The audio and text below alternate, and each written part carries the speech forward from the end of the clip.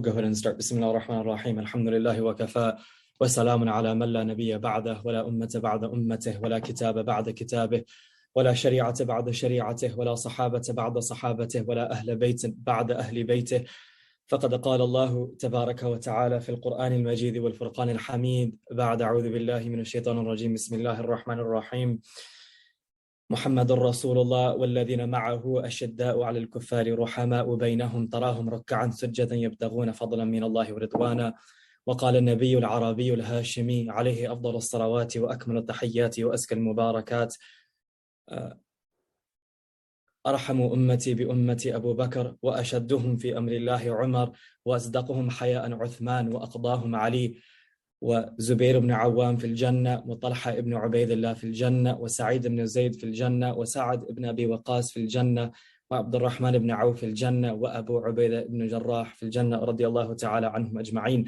Actually today, Wednesday, July 26th, is the exact date of the Battle of Siffin between Sayyiduna Ali and Sayyiduna Muawiyah radiallahu anhuma. So it's somewhat poetic to have this event today. Again, thank you guys so much for having me. I think before we start, some conceptual methodological ways by which we can approach these events in our history. The most important thing, many Muslims in various camps across the world will say that, what's the point of talking about this? Why should we talk about this? The things, these events have moved on. Indeed, the maqalat of Imam Malik, Sufyan al-Thawri, Sha'bi, A'raj and A'mash are very famous in the Sahihain about, the mushajara of the Sahaba, the battles of the Sahaba. Don't delve into them. But really, when you study these statements, and this is where Ibn Taymiyyah has a really interesting fatwa on this in his Minhaj al-Sunnah and his Majmu' al-Fatawa, is that he mentions that discussing the battles is not necessarily what the Salaf meant by diving into them. Diving into them means that you're picking a side. And what Ibn Taymiyyah mentions is that we need to be objective and be neutral and understand that there is a light that is cast over all of the Sahaba by virtue of their suhbah of the Prophet ﷺ, by virtue of the fact that the Prophet ﷺ has validated them, right? And so this light and the shadows, this dhil, is what prevents us from making a judgment and making or taking a stance between them. And this is, as those of us who are part of this generation, it's also, living in a world that is as globalized and as interconnected as it is today. Obviously, we are exposed to information. We're not able to sort of distinguish between ma huwa haqq wa ma huwa batil, right? And this is why to have this conversation then becomes really, really crucial, because people are obviously led to certain conclusions by which it might many times lead them out of the fold of Islam. And in fact, I would say a great reckoning of this history happened throughout throughout many, many different empires, but especially in 18th century Mughal India. And we'll have to start here very quickly. When the Mughal Empire was sort of fragmenting into various Nawabids and sultanates with Lucknow, Hyderabad, and Bengal, there was a huge sort of influx of Iranian governors into namely Mughal Delhi and Mughal Lahore and Hyderabad. And because of that, they started to patronize certain narratives, right? And Shah Waliullah and his son Shah Abdul Aziz al-Dahlawi, Qaddasallahu asrarahum al-Azizan, they began to write and they began to think about this, that truly what is our stance? What is our stance as Sunnis vis-a-vis these narratives? Because if we don't talk about this, people will leave and people will start to curse Sayyidina Abu Bakr and Sayyidina Umar, as that was happening in many masjids in Delhi, Hyderabad, Lahore, and in Bengal. People started to curse many of the early Sahaba, and this is very clear from the historical record. And Shah Waliullah understood that this was a crucial need of the Ummah to discuss this and unveil this and unravel this to the Ummah of what exactly happened and what is our stance, not just historically. And this is important, that we cannot look at this narrative in a secular historical lens. It must be looked at in a profoundly metaphysical historical lens, and which is why Shah Waliullah, and I'll discuss this in his book Izaratul Khafa fi Khalifat al-Khulafa, that what is our stance vis-a-vis the first four Khalifas, and what is their role in history, not just in that moment, but until the end of time, and what is their reception of the light of the Prophet ﷺ. How do each of these four Sahabi radiallahu anhum reflect and refract the light of the Prophet? And why is it important for each and every one of us to acknowledge their azama, their fadila, their rutba, and their martaba? And this is, I think for those of us who come from the Shah Waliullahi tradition, this is, I think, the most paramount before we begin. And to begin on that, Shah Waliullah mentions that why is it and this is the most important, I think, really, because if we don't understand this, we won't understand what goes on. And this is where the khalat and the malat happens, where we don't know where to draw the line. Are there lines to be drawn? Is there a hierarchy? All of this is really, really important. And how do we define this? Right, because the reality is that we're gonna present hadith with sanad back to the Holy Prophet sallallahu alaihi wasallam, and they will also do that too. So this is important. That how do we present a narrative that is obviously authentic? That can we prove that these hadith, these narrations were turned back to the Holy Prophet sanadan wa matnan wa jarhan wa ta'dilan? But can we also create a theory, right, that is based on our metaphysics, that is based on our Sunni cosmology, by which that we can present our beliefs and maintain it as we have for 1400 years, right? And I remember in my master's class at U Chicago, we had I had a classmate who was a graduate of a hawda, both from Iraq and Iran, and we were discussing this. And what's very interesting is that their narrative, actually, the earliest books are from Sunni collections, whether that's the Maghazi of Ibn Ishaq or mostly, it's from Tabari, right? And we know Imam Tabari studied from Ahmad ibn Hanbal, who, was obviously part of the major four Imams. Also, many other great traditionalists in Iraq and Baghdad and Kufa at that time, rahimahullah. Mainly we'll be using his Ibn Athir al-Jazari's Al-Kamil fi al-Tarikh and Ibn Kathir's Bidayah wa Nihaya, to present this narrative, as well as Shah Waliullah and Mawlana Qasim Nanotwi's presentation of this incident. Shah Waliullah, he starts off in Khalifat al-Khulafa. He starts off with a dream that he had. I don't know if I'm allowed to share this, but I will go ahead. And you can also find this dream in Ad-Durr al-Thamin, where he makes this journey from Mughal Delhi to Ottoman Medina and Ottoman Makkah, and then he obviously studies hadith, and he mentions that he himself, and I don't think that this is something that is a nuqs or anything, that he himself was struggling with this. That why, when we look at ilm, when we look at tasawwuf, when we look at even tarikh itself, he says that I was feeling this thing that I should give preference to Sayyidina Ali over Sayyidina Abu Bakr. He mentions this, and he says that he when he was in Mughal Gujarat, he had a dream right after Asr Salah, where the Holy Prophet sallallahu alaihi wasallam came to him in his dream, and he said that, and the Prophet sallallahu alaihi wasallam told him that no, and that it's a long dream, and he said that this is X and Y, that we're going to give preference to Sayyidina Abu Bakr over Sayyidina Ali. And Shah Waliullah said that he woke up from the dream and he sort of reframed his position, and then he wrote Izalatul Khafafi Khalifat al-Khulafa, of why he gave preference to Sayyidina Abu Bakr and Sayyidina Umar over Sayyidina Ali radiallahu anhum ajma'in. And he said the major thing, the major thing is that after he gathered all of the nusus, or all of the prophetic statements, is that he mentioned that Sayyidina Abu Bakr and Sayyidina Umar were the jawarih of the Prophet sallallahu alaihi. That Sayyidina Abu Bakr and Sayyidina Umar are the limbs of the Prophet, that they are doing takmeel of the mission of the Prophet.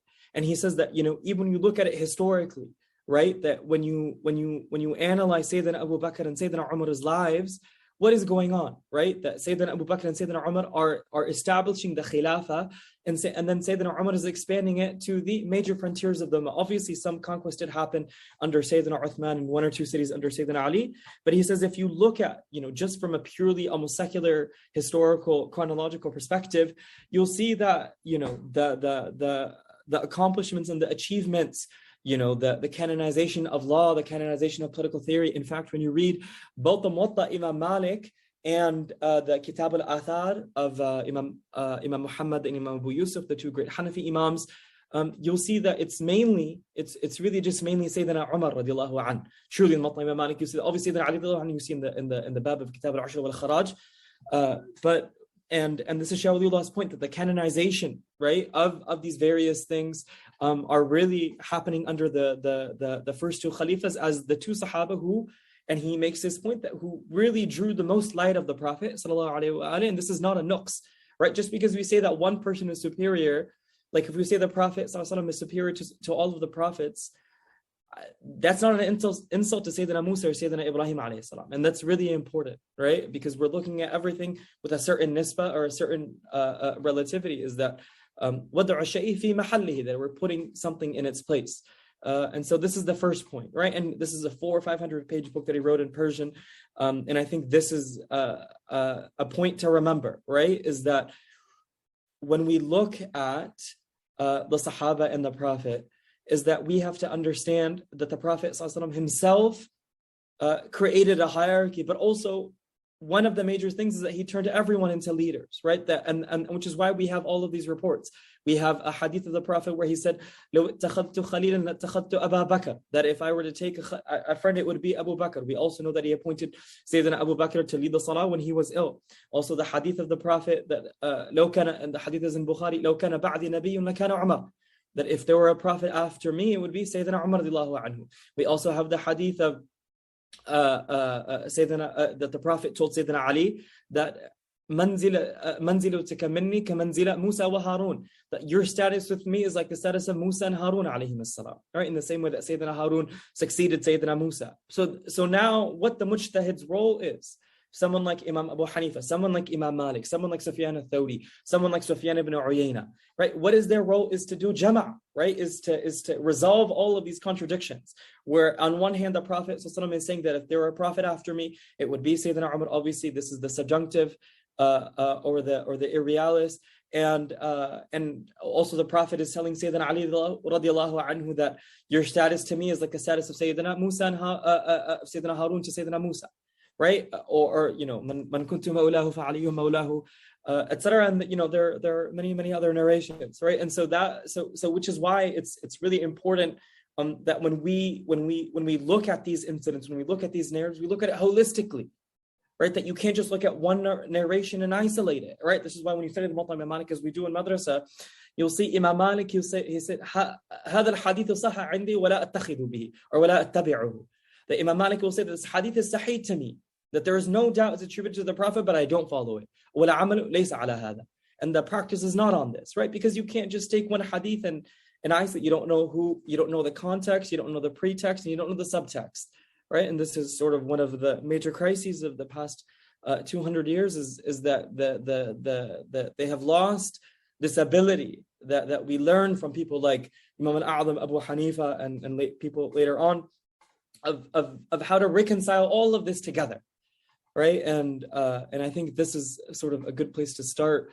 For if you guys want to ask questions, I think maybe just go ahead and start, and like I'll go through at the end. Anyways, I think we have to really start at the death of Sayyidina Umar radiallahu anh, because this is really where I think this is where it starts. And another thing to remember is that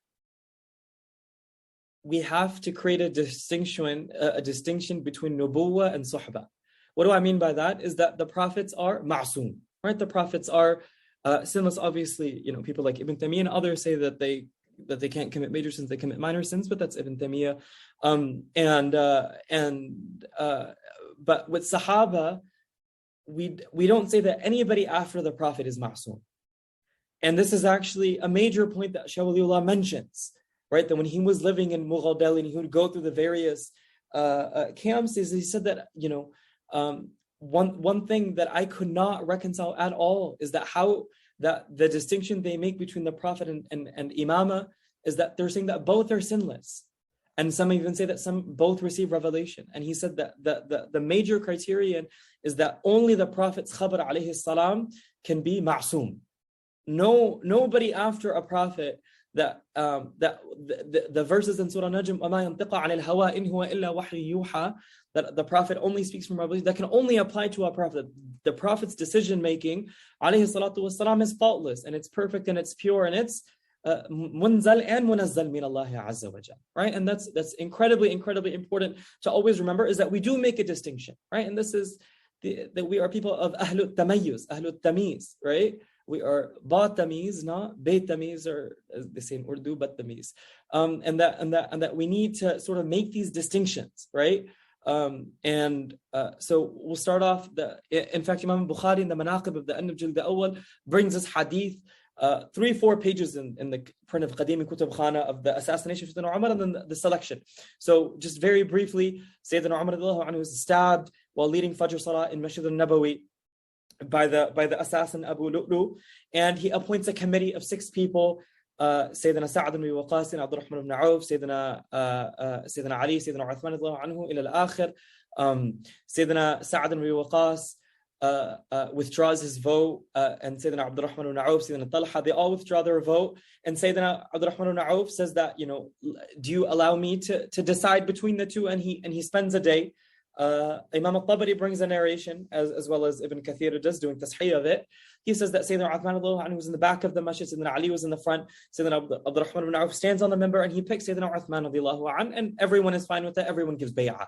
Right? And anyway, Sayyidina Uthman who rules for 11, 12 years, but obviously there is this begins, and there's nothing wrong with us saying this. This is very clear from the muhaddithin and the mufassirin and the fuqaha, is that there is clearly a camp, right? There is clearly, between Sayyidina Sa'ad and Sayyidina Talha, and between various Sahaba like Sayyidina Abdullah ibn Abbas and Sayyidina Abdullah ibn Umar, there is very clearly a preference from Sahaba for Sayyidina Ali over Sayyidina Uthman.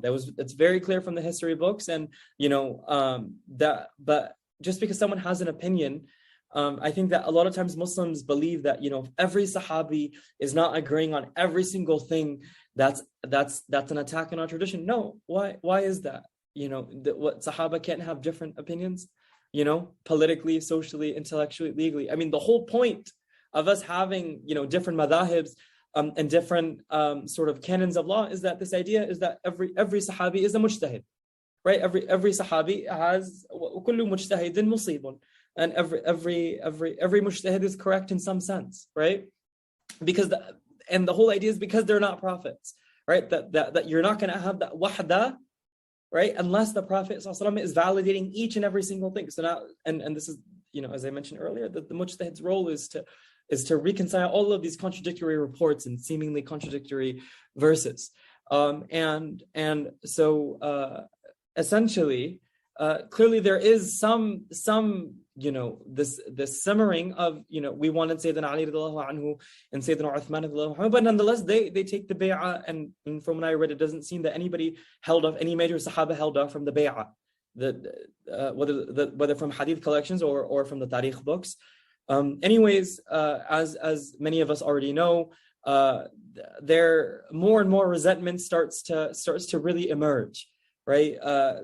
People are accusing Sayyidina Uthman of this, that he's giving preference to his family members. People are accusing Sayyidina Uthman of not distributing zakat properly. Again, these are just accusations, and I'm just mentioning this just to present the historical narrative. Although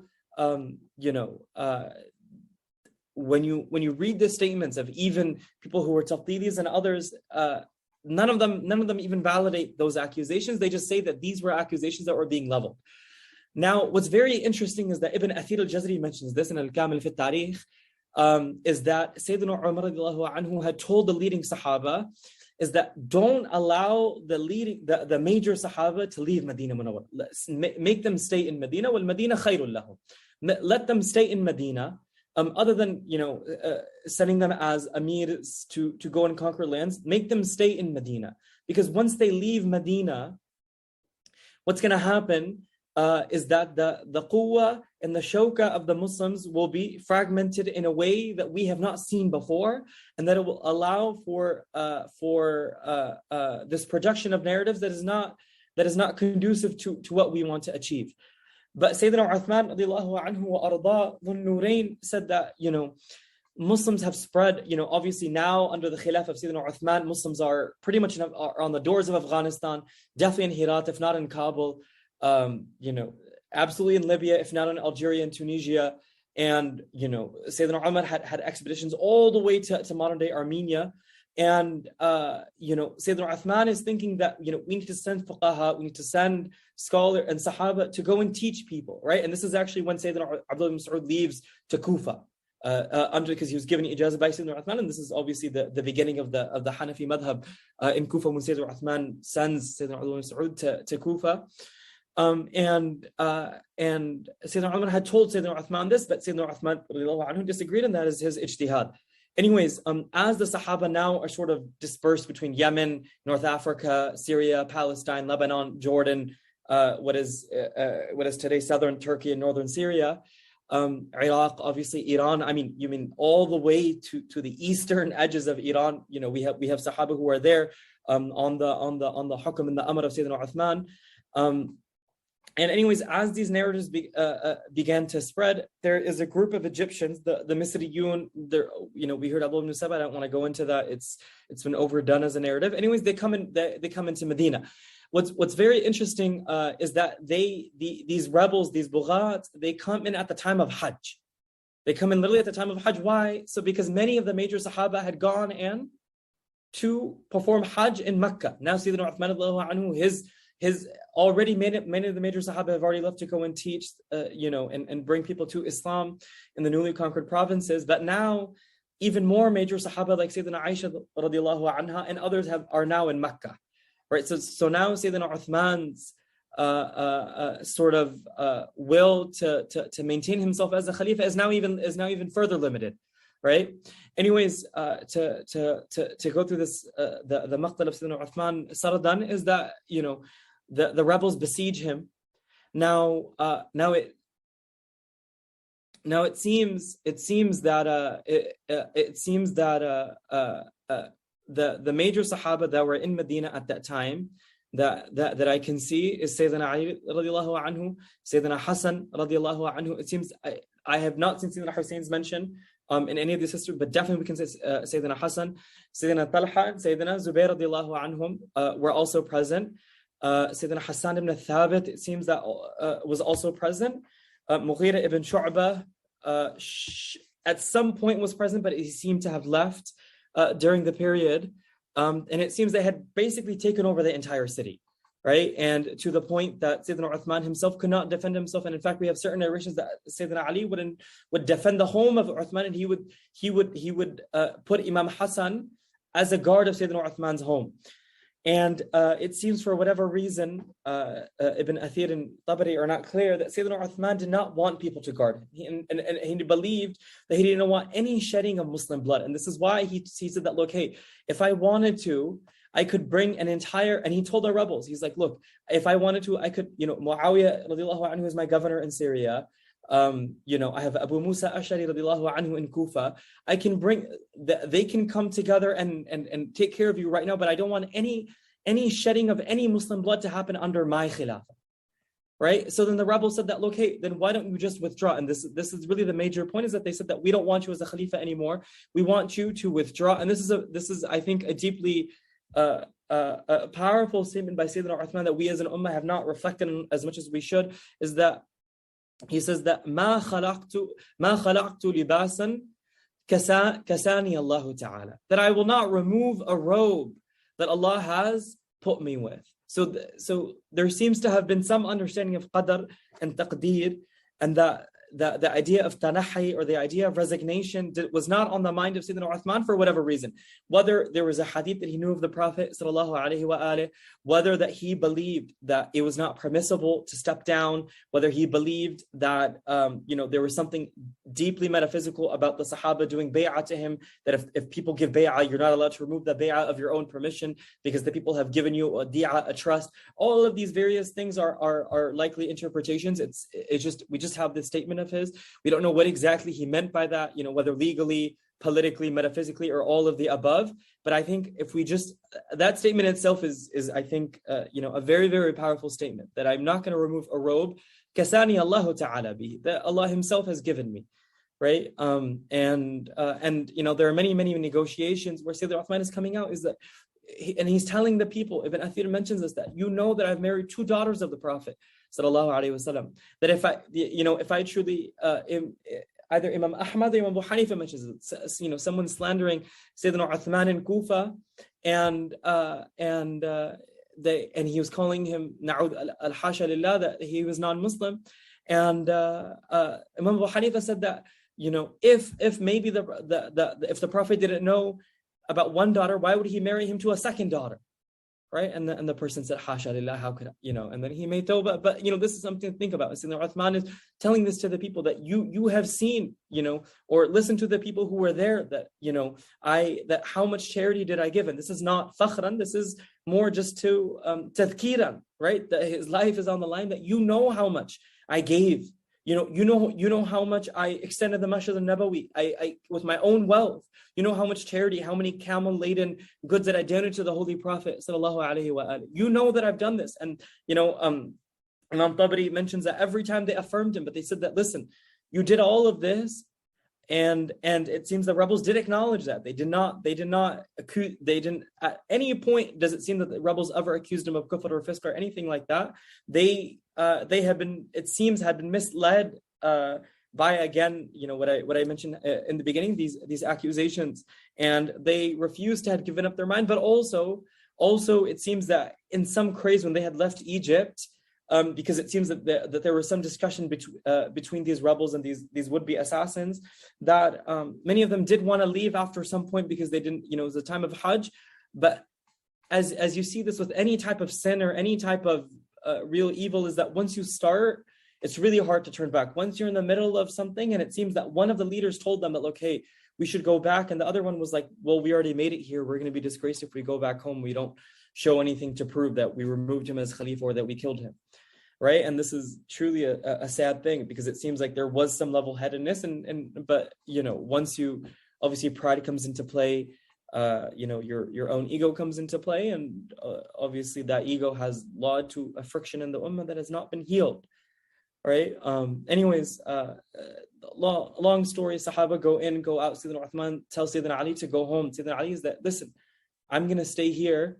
I'm going to stay here. And Sayyidina Uthman, and as well as Sayyidina Hassan and Sayyidina Zubayr, and Sayyidina Uthman said that, go home. I'm not going to allow you to put your lives on my line. And he tells them to go home. And in fact, this is really interesting, is that he tells them to go pray in Salah Masjid Nabawi, even though the rebels, they're not allowing Sayyidina Uthman to leave his home. So now the rebels are leading Salah in Masjid Nabawi, and Sayyidina and this is something to think about, that which is why Muslims, Abu Hanifa says that sallu, hadith of the Holy Prophet, that sallu khalfa kulli barrin wa fajir, that pray behind every righteous Muslim and a sinful Muslim. And this is another dalil of that, as the hadith comes in Bukhari. Anyways, as one thing leads to another, Sayyidina Uthman radiallahu anhu is assassinated. May Allah be pleased with him, and may we all testify for his suhbah on the Day of Judgment, may he be under his flag. And in this craze,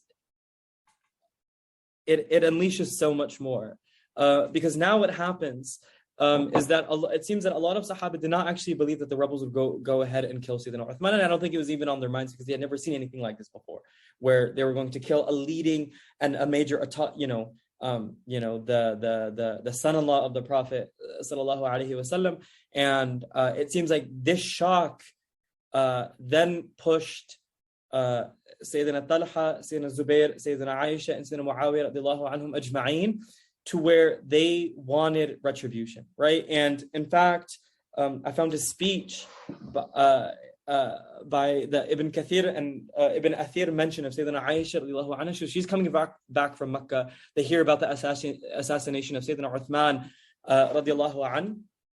And not only is there an anger, but in fact, I would say again, the reality is that the Sahaba spent the most time with the Prophet, and they're looking at everything metaphysically, right? And to accuse any Sahabi of not looking at something metaphysically is almost tanqis of them. But the reality is that Sayyidina Aisha gives a speech, and she says that, look, if we don't do qawad is qisas, if we don't get retribution or exaction from Sayyidina Uthman, we will be punished even further.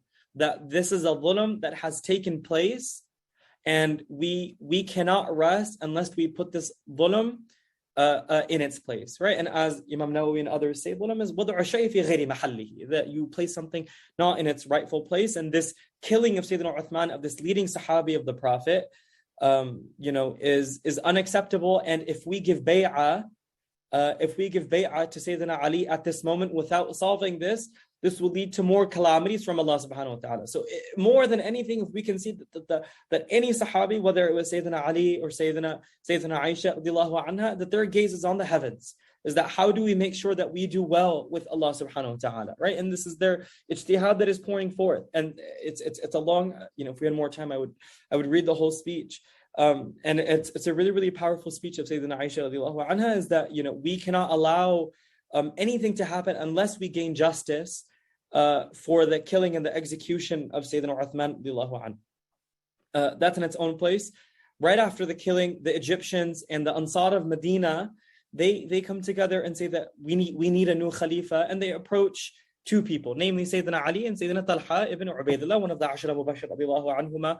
And Sayyidina Talha says that, I don't want to be Khalifa, etc., etc. Ibn Athir mentions this. And finally, they come to Sayyidina Ali, and Sayyidina Ali says that I don't want to be Khalifa, لَأَكُونْ وَزِيرٌ خَيْرًا لَكُمْ. That if I were to be a wazir for you, a minister or advisor or a council, that will be much better for you. I don't choose me as a Khalifa. Let me be a wazir, right? And this is something, again, a statement that has not been reflected, I think, adequately in our presentation of these narratives. And they tell, and this is mentioned again, Bidaya wa Nihaya al-Kamil fi Tarikh and Tarikh al-Tabari, Muluk wal Rusul, Kitab al-Muluk wal Rusul. And, and after the third or fourth time, the Egyptians say that, look, hey, if you don't become Khalifa, either we're going to kill you, or they mention something else, or we're going to kill another person. So Sayyidina Ali anhu says that, look, I will become Khalifa, but only in the condition that ala sam'i wa ta'a, that you listen and you obey, and that you need to really obey me and tell you what to do. And it was either Sayyidina Talha or another Sahabi who says that, when you take justice, Sayyidina Ali radiallahu anhu says that I understand your pain, I understand that you're hurt, I'm shocked and you're shocked too. We're all in a weird moment, but we need to consolidate the Khilafah. That we have this vast empire, we have this incredibly, incredibly vast empire, and we need to consolidate the Khilafah. There are these rebels here, there are rebels in Sham, there are rebels in Iraq. Our empire is all the way up until eastern Iran. We cannot, and if we kill, if we do justice to these rebels, it's only going to launch another rebellion. These rebels are still in Medina. They have not left us alone, right? And also you have to remember that the pre-modern Muslim empire is not like the modern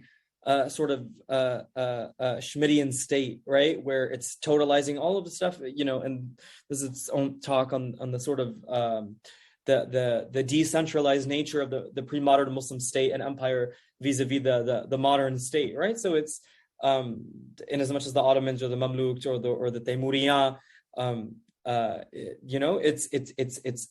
it's not as centralized as we would think of today, right? Everything is, obviously there's bay'ah, but everyone has, every state or every region or every amir has their own sort of independence that they're negotiating and that they're navigating vis-a-vis the Khalifa. And this is why the modern notion to just transpose that Khilafah to them without understanding these nuances will always fall on deaf ears. But anyways, Sayyidina Ali says that, let's establish the bay'ah, let's consolidate the empire, and then we will deal with the rebels so that we can unleash our shawka and our qudra and our military might on them as a holistic and a singular ummah. And it seems that Sayyidina Talha and Sayyidina Zubayr, under the influence of Sayyidina Aisha radiallahu anhu, they don't want that to happen, so they leave. Also, by the way, I will say that the first two people to give bay'ah to Sayyidina Ali were Sayyidina Talha and Sayyidina Zubayr.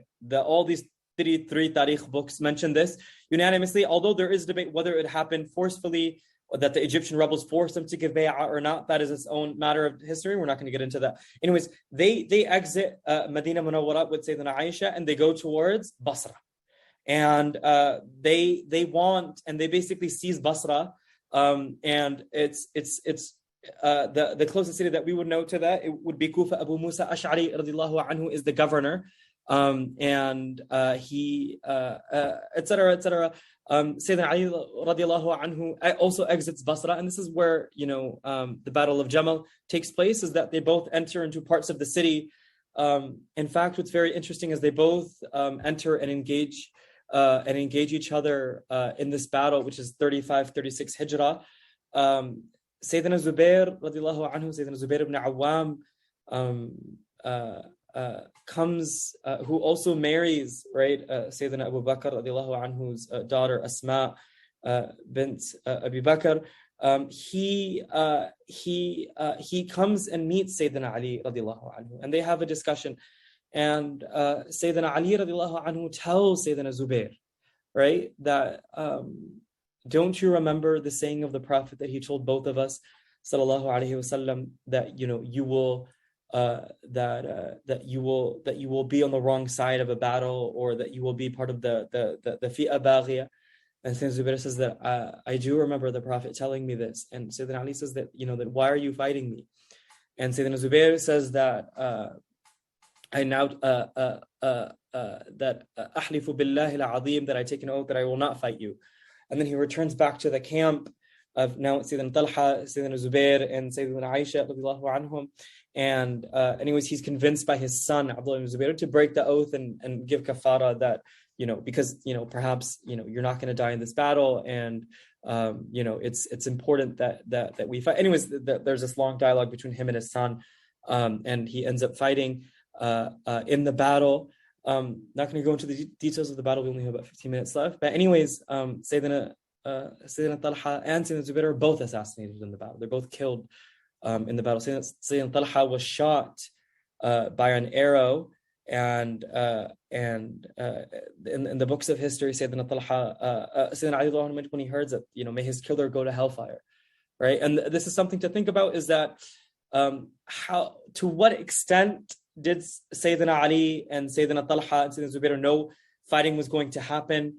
To what extent did they know that their lives would be lost? To what extent did they know that any type of military bloodletting would happen between them? That is not necessarily clear, right? Obviously, they don't know the future. They don't know sort of what's going to happen. But it seems that there was some lack of clarity about what was, and this is also going to happen with the Battle of Siffin. This narrative that somehow Sayyidina Ali came out to actually claiming he wanted to, kill the rebels, that was not clear. It seems that he brought in an army, because they had also brought in an army in a matter of consolidating the empire, and obviously that's why there was dialogue between them, right? And anyways, the battle ends, and once Sayyidina Aisha radiallahu anha sees Sayyidina Talha and Sayyidina Zubayr die, she sues for peace with Sayyidina Ali radiallahu anhu. And they have a discussion, right? And so this idea somehow that they had, and I want to address this point that somehow, because Sayyidina Talha and Sayyidina Zubayr went out against Sayyidina Ali, that they left the fold of Islam. This is not part of our tradition, right? To say that, and the ulama of Ahlul Sunnah are 99% on the side of Sayyidina Ali, that Sayyidina Ali radiallahu anhu was musib, and that the other three Sahabi were mukhti, that they were on the wrong side. Whether you look at the Ash'ariyya or the Maturidiyya, whether you look at Sayyid Sharif Jurjani or Iji or Taftazani, or even Shah Waliullah, Shah Abdul Aziz Dahlawi, or any of the scholars, it's very clear. But they'll say that, to say that somehow these three major Sahaba, these people who were there from the beginning of Islam, somehow are now non-Muslim because they made a military error, or they made a miscalculation in terms of approaching the post-assassination of Sayyidina Uthman, obviously is a very troubling moment. There is no doubt about that. We're not apologizing, for anything. And we can present this and say that we do agree with the fact that Sayyidina Ali radiallahu anhu kana ala al-haq, wa kana awla bil-haq, right? And just as any time that a legal case would come to Sayyidina Uthman, Sayyidina Umar, he would say qadiyya wala aba hasanin laha, that there is a legal ruling and there's no Sayyidina Ali here to answer. Sayyidina Ali was as a qadi or doing jihad elsewhere. So I think that this is something that doesn't make any sense to us, right? Because in the Quran itself, it says, "Inna Allah la yaghfiru an yushraka bihi wa yaghfiru ma duna dhalik." That the only inexcusable sin with Allah is shirk. So that means that, mantiqiyan, that anything outside of shirk is excusable with Allah, so has the potential to be excused with Allah subhanahu wa ta'ala. And that is our aqeedah, right? That just because you made a military misjudgment or a miscalculation, and I'm not even necessarily attributing any type of nuqs to the Sahaba, may our lives be sacrificed for all of them. But really what we're saying is that because classical ulama have given preference to Sayyidina Ali over Sayyidina Talha and Sayyidina Zubayr, I'm just doing taqleed of that. And so we'll say that, Sayyidina Ali was right and they were in the wrong. But just because you made a political miscalculation doesn't take you out of the fold of Islam, right? And this is something to really, really emphasize. Because, and this is also, as I mentioned in the beginning, fighting against the Prophet ﷺ is not the same thing as fighting against the Sahaba. And this needs to be re-emphasized, right? That the Prophet ﷺ is superior to all of the Sahaba. This should not be, no Sahaba will be close in terms of rutbah to the Prophet ﷺ. The Prophet is Sayyidul Khalq. Right, and this is not to say that this is a disrespect to the Sahaba by saying that they're not close to his rutbah, but this is just affirming the rutbah of the Holy Prophet sallallahu alaihi wasallam, right? And that's why Muhammadur Rasulullah walladhina ma'ahu ashidda 'ala al-kuffar. The atf is important, and so we will say that just because somebody was in the wrong in a certain moment, and as we know when we look at each of the four schools of thought. Obviously, if someone is saying to pray a certain way and someone is praying to pray a suggestion to pray another way, we don't know which one is right. But also, we're saying it's impossible to say both are right at the same time in the way that that at the end of the life the Prophet ﷺ was praying in all four ways. Obviously, that's at the end of his life he was praying in a certain way. To say with 100% yaqeen that he was praying in this exact way, who can say? Right? We will know, inshallah, on the day of judgment. But then to say that someone is wrong for following one of the four imams is also, something that is silly. And so we will apply this politically as well, right? And this is what the imams of fiqh have always held, right? That there is there is ikhtilafat legally and politically, right? And this is sort of where I think we can pin that, right? After the Battle of Jamal, Sayyidina Ali, and this is clear in Sunni and Shi'i Tariq books, Sayyidina Ali radiallahu anhu sends Sayyidina Aisha radiallahu anha back to the Haramain in a hawdaj, which is this like compartment on a camel or a horse, and if al-iyadu billah, hasha lillah, that if he thought that she had left the fold of Islam, the ruling for the leaving of Islam, we know the ruling of that, right? So we're saying that Sayyidina Ali did not practice the Sharia? No, obviously not. There's in fact, right before, I just remembered, right before the battle, and this is mentioned not only in the books of Tariq, but this is also mentioned in the Kutub al-Mudawwana, that Sayyidina Ammar ibn Yasir radiallahu anhu, we know, was a firm partisan of Sayyidina Ali radiallahu anhu, stands up and tells everyone, and mainly the camp of Sayyidina Ali, that هذا ibn عم رسول الله, referring to Sayyidina Ali, that this is the cousin of the Holy Prophet sallallahu alaihi wasallam. وذلك وتانك زوجة رسول الله في الدنيا والآخرة, and that is the wife of the Prophet, or rather, actually he says, وَزَوْجَةُ رَسُولِ اللَّهِ فِي الدُّنْيَا وَالْجَنَّةِ, and that is the wife of the Prophet sallallahu alaihi wasallam in this world and the wife of the Prophet in Jannah. And this is a statement that is found universally of Sayyidina Ammar ibn Yasir. So you can see how they're thinking, right? That they understand they understand her to be the wife of the Prophet sallallahu alaihi wasallam in this world, but also in the afterlife. And this is why, obviously, the mothers of the believers, because that rishta does not stop. And Mawlana Qasim mentioned this in Abi Hayat. Anyways, so clearly both sides have the understanding, right, of their suhbah of the Holy Prophet, and that these are political differences, as was going to emerge, etc., etc. Anyways, Sayyidina Ali radiallahu anhu retreats back to Kufa, and this is when he moves the capital. And this is the first time that the capital is moved from Medina to Kufa to now consolidate the empire, and this was his ijtihad, right? Because now with such a vast empire that is sort of spread between two continents, his ijtihad is that the Muslim empire needs to be here to consolidate himself and to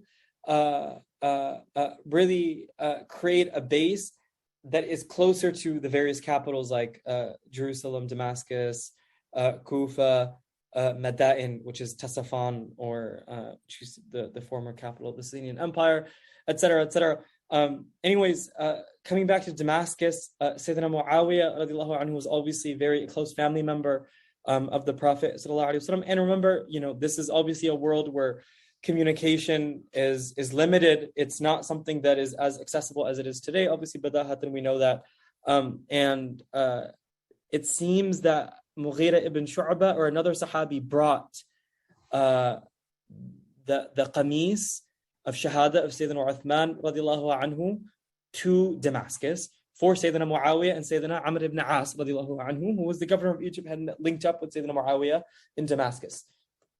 Now, my reading of this and of these history books is that it seems that Sayyidina Muawiyah radiallahu anhu, because again of the distance, because of the sort of shock that everyone was in, it seems that he had believed that Sayyidina Ali radiallahu anhu might have been somewhat involved because of how quickly Sayyidina Ali radiallahu anhu took bay'ah. But the reality is that we saw that Sayyidina Ali only took bay'ah from the people in order to foreclose any type of ikhtilaf and to shut down really this simmering rebellion that was going on between the people of Egypt who had come into Medina and Mecca. And Sayyidina Abdullah ibn Abbas ibn Athir mentions this. He tells Sayyidina Ali radiallahu anhu that, keep Muawiyah as the governor of Sham. Sayyidina Umar appointed him. Sayyidina Uthman, qad abqahu, he kept him there. You should abqihi ala wali Sham, keep him as the governor of Sham. And Sayyidina Ali radiallahu anhu disagreed and said that, I'm not going to appoint him as the governor. And he sends, I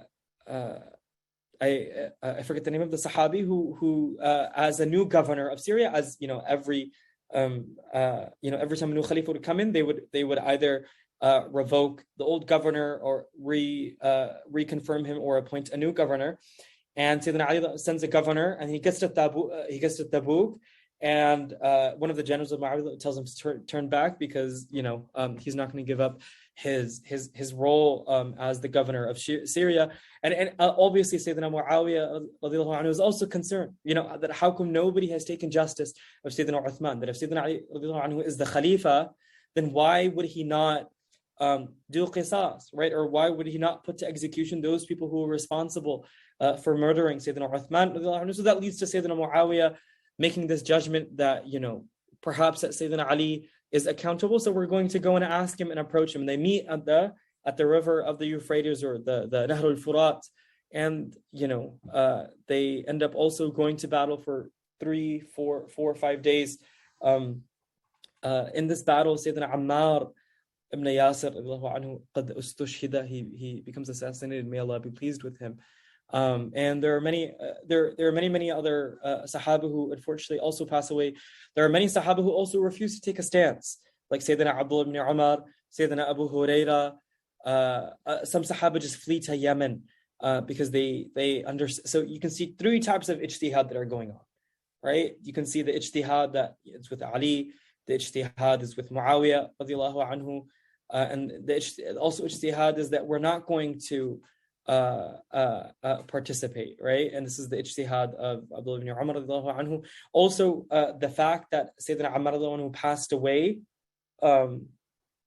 in that battle, because there's a Bukhari hadith that Imam Bukhari brings them, the Manaqib section of his first collection of Jildi Awal, is that qatalaka fi'atul baghiya, that the rebellious people will kill you, Ammar ibn Yasir, and which is why the ulama have said that Sayyidina Ali was on the right and Sayyidina Muawiyah was on the wrong, because of this hadith amongst many other ahadith, because he was killed by the army of Muawiyah radiallahu anhu. In as much as in the reverse, that Sayyidina Talha and Zubayr were killed by the army of Sayyidina Ali radiallahu anhu, right? And perhaps we can say that why Imam Abu Hanifa radiallahu anhu believed that sin does not remove you from the status of Islam, that no matter how much sin you commit, unless you don't commit shirk, you will always be a Muslim, right? And perhaps there is something to be said here, which is why, never mind, it's a separate thing. But anyways, they come to an arbitration. As we know, then the Khawarij emerged, and Ali will go and kill. I don't want to go into the details too much because we don't have too much time. But I wanted to make sure that everyone had at least a basic conceptual approach, and to just focus on certain statements and certain dates, just so for us to sort of have more knowledge about this. Later on, obviously, as many of us know, Sayyidina Ali was assassinated by a Khawarij, by someone named Ibn Muljam. And we know his last sentence was Fustu Rabbil Kaaba, as comes in the Sahih Athar, that I have succeeded by the Lord of the Kaaba. In fact, 2 assassins were set out by the Khawarij. Just very briefly, the Khawarij were disappointed. They emerged from the army of Sayyidina Ali because they believed that Sayyidina Ali was not ruling by the hukam of Allah. He was not ruling by the kitab of Allah. And therefore, they felt like they had the prerogative to go and now kill Sayyidina Ali. And this is not an Shia that was supported by any Sahaba. This was their own sort of demonic and really warped and disturbed idea of Quran and the Sunnah. And I'm sure people have heard lectures on modern Khawarij and stuff like that all the time. Don't want to spend too much time on that. 2 assassins were set out, by the way, to kill Sayyidina Ali. Sayyidina Ali does not escape, and Muawiyah is able to sort of escape that assassination. Imam Hassan alayhi salam becomes Khalifa in Kufa, as we know, and he rules for about 6 months, which is why later scholars say that we should say 5 Khulafa Rashida to include Imam Hassan's 6-month Khilafah, the story that we should learn more and more about, and this is, I think, its own lecture. Maybe if Sattar Bhai is okay with it, we should do a lecture just on that 6-month period of Imam Hassan alayhi salam's rule and his submission of power to Sayyidina Muawiyah radiallahu anh, because that is really interesting, from Tabarani to Ibn Kathir to Ibn Athir to Ibn Hajar, Imam Dhahabi, especially in his Sir A'lam al-Nubala and Tadhkirat al-Huffaz. It's a really interesting thing. But I think one thing that we can take away from that is that there is no doubt that Imam Hassan did not consider Muawiyah to be a non-Muslim. There was no way that he would allow a non-Muslim to rule. There's no mention of him ever doing takfir, al-hasha lillah, Sayyidina Muawiyah radiallahu anhu. And the letters between Imam Hassan alayhi salam and Sayyidina Muawiyah radiallahu anhu are proof enough, for me to be comfortable in my aqidah that as-sahabatu kulluhum adul, that all of the Sahaba are justice. Obviously, there are maratib, there are stages, there are degrees. Sayyidina Abu Bakr is obviously, the most superior than Sayyidina Umar, Sayyidina Uthman, Sayyidina Ali, radiallahu anhum ajma'in. And, we love the Sahaba because of the Prophet's attention to them, sallallahu alayhi wasallam, that it always goes back to the Prophet, sallallahu alayhi wasallam, and that we are not willing to say anything about the Sahaba that the Prophet himself did not, right? And that's really what it comes down to. That as people who follow Quran and Sunnah, that we refuse to say anything about these people that the Prophet himself did not. That is truly just this ishq al-Rasul in the end. That on the Day of Judgment, we don't even want to take the possibility that on the Day of Judgment that we ever insult anyone that the Prophet himself did not insult, right? And that is that why do you want to put yourself in that position? The story is long. In these days of Ashura, as Shawadiullah and Shah Abdul Aziz teach us, I don't think it's improper to say there's nothing wrong with reflecting on the Shahada of Imam Hussain alayhi salam, as Khaja Mu'ayyid Chishti Ajmeri said, Deen asta Hussain, Padashah asta Hussain, Saradad nadad dast dar dast Yazid haqqa ke bina ila ila asta Hussain.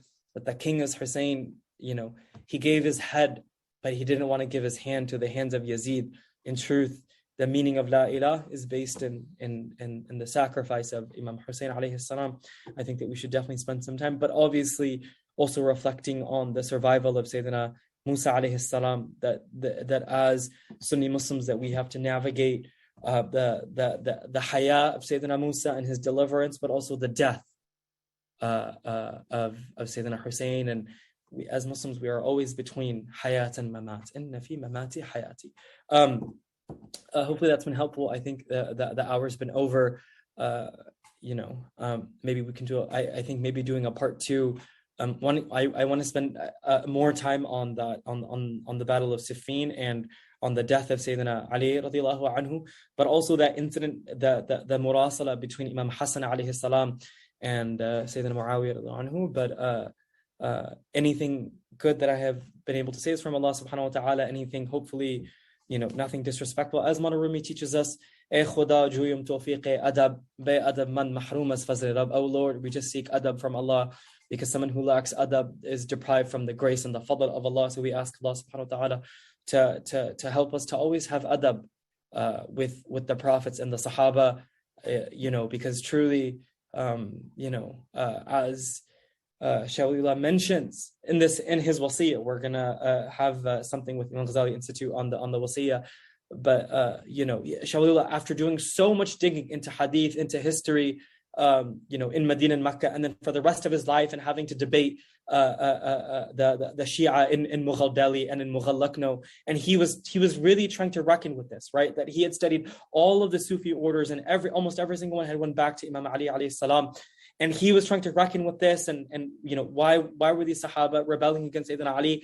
And at the end, as someone who wrote half of his books in Farsi and in Persian, and had read all of this from the Sunni and the Shia side in Arabic and in Persian, and he said at the end, in his wasiyyat nama that I will be translating inshallah for Dar al-Qasim, that he said that, there are things that I see of the Sahaba that, sometimes me and you would be ashamed to do. And he says this, and I'm just quoting his words, but he says, we still hold our tongues. We still hold our tongues because the Prophet sallallahu alaihi wasallam they were linked to the Holy Prophet, right? And from them we get our religion.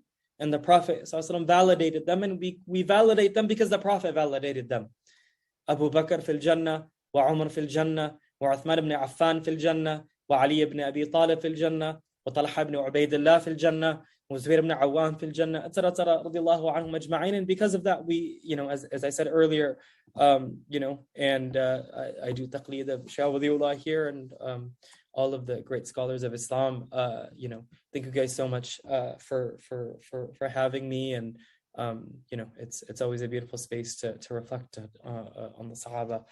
Sallallahu ala Sayyidina wa sanadina wa rasulina wa habibina Muhammad wa ala alihi alladhina qamu bi nusrat ad-din al-qawim wa ala sahbihi alladhina hum awaw bi rasul al-karim al-azim. Jazakallah khair.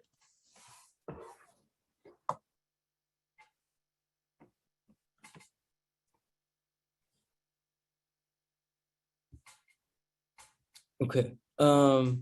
Questions.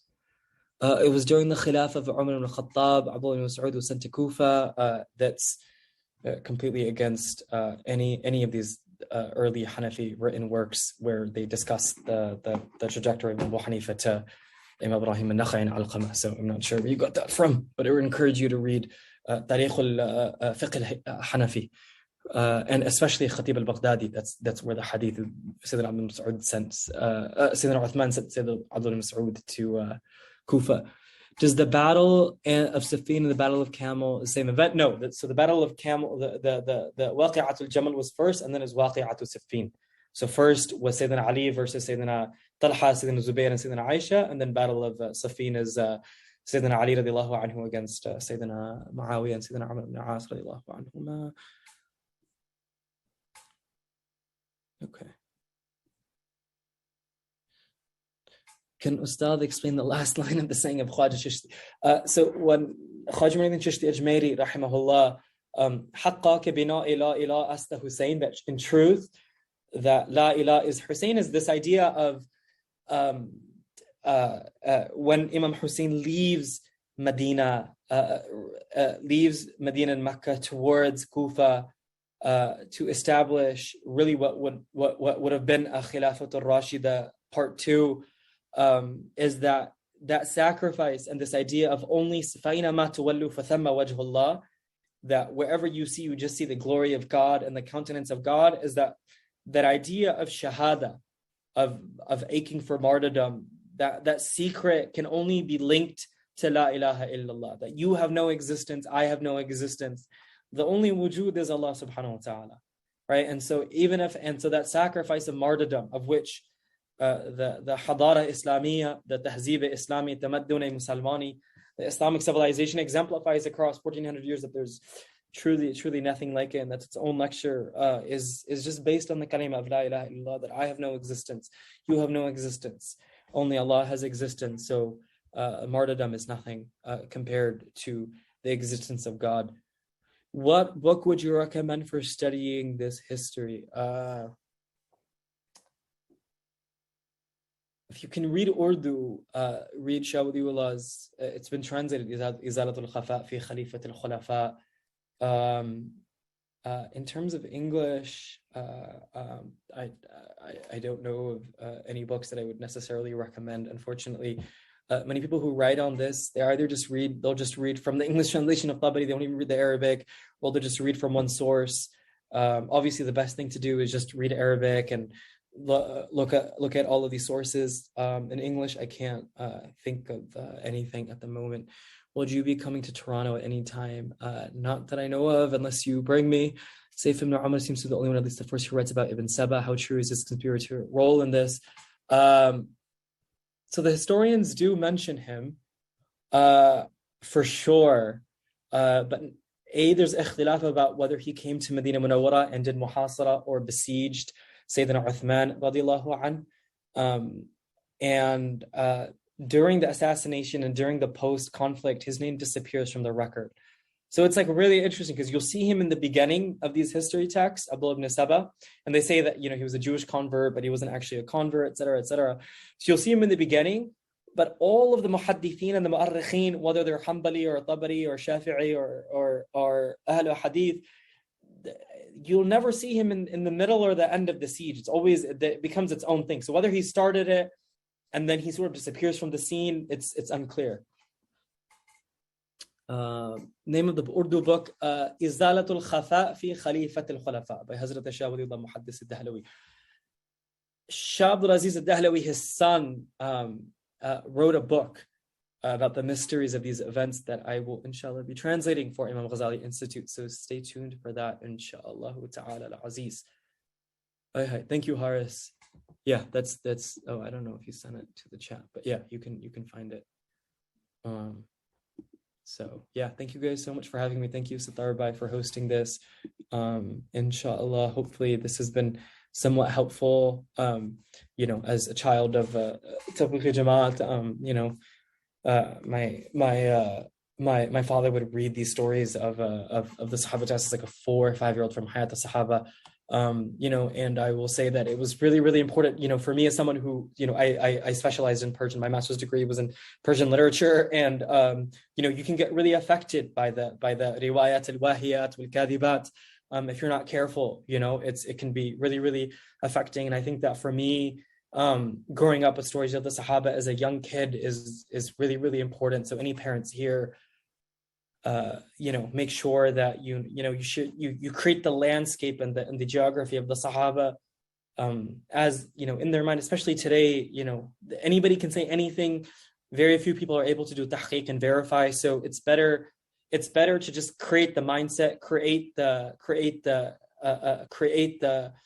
sort of paradigm in their mind, so that when they hear it, their immediate reaction is nafra to these fabrications against our master Sayyidina Ali and Sayyidina Muawiyah radiallahu anhuma. And then if they want to do tahqiq later, they can, but it's important to first build that, because if you don't build it, then it'll be easy, right? It's easy to get people it's always easier to get people emotionally than intellectually, and I'll say that very clearly. It's very easy. So if you create their emotional attachment to the Sahaba, which I think my dad was able to do really wonderfully at a young age, then I think you can navigating this intellectually will then become easier. But if you've lost the emotional battle, which that's why the whole tradition of the Noha and the Marasiya has been able to do, then it becomes challenging to reverse the effects of that later on. And then having an ill opinion of the people that the Prophet had a good opinion about, I mean, only Allah knows that maqam. But anyway, sallallahu alaihi wasallam.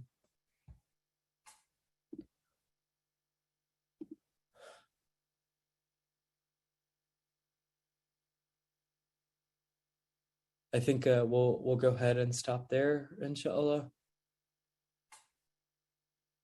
Is it recommended to listen to No Husband Overseas? I mean, I would say that unless you know the meaning of it and you know who the poet is and you know where they're coming from, because sometimes there's a lot of fabricated narratives that are also interspersed within it, so you can sort of lose yourself in that. But something like Khaja Muhyiddin Chishti, his poetry, he's obviously part of that Sultan al-Awliya tradition. So yeah, okay. Satarba, I think we can end here, but Jazakallah khair everyone for being here. Inshallah, we'll see you guys soon. Shakarallahu sa'yakum wa Allahumma ahshurna fi zumrat al-masakin wa ammitna fi zumrat ash-shuhada'i was-salihin was-siddiqin. Jazakallahu khairan. Assalamu alaikum wa rahmatullahi wa barakatuh.